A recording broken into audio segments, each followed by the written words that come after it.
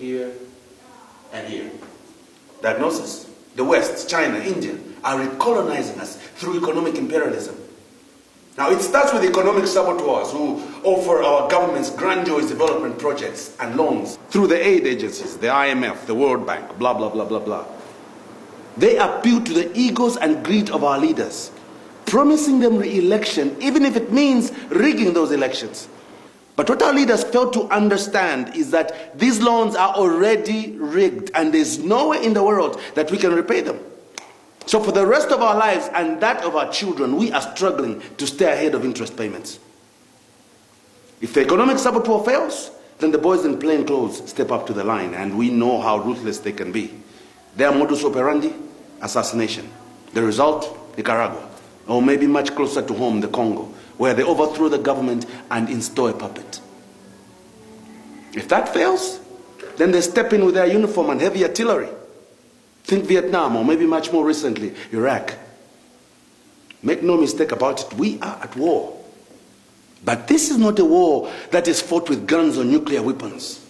China just exports cheap laborers into our country, and they kill our people with their mediocre safety standards. They force our people to work without the proper safety equipment. They disgorge poison into our rivers. This is a war that rages behind the vaunted wars of international banks and multinational corporations.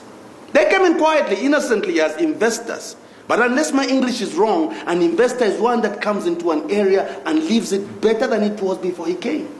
But the kind of investors we have, when they pack their bags, we are poorer than we were before they came in. And unfortunately, we cannot redress these wrongs in the courts of law because these people have got binding contracts with our government. But we're not going to stand by and watch our country being raped.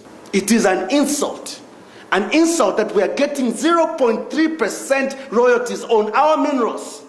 And these people are not even paying any tax on these revenues. You know why? They are selling to buyers outside the country. And that money is deposited directly into their foreign accounts.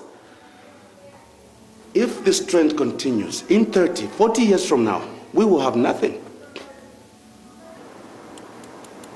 Our social sector is not working. Zambia has some of the best mineral deposits in the world. And yet, look, everywhere people are starving. So it's not about race or socialism. It's about doing the right thing. I'm as much a fan of capitalism as George W. Bush, Eugene Tao, and all the rest of them. But there is a big difference, people, between equitable capitalism and this blatant raping of a nation. Yes, Joe.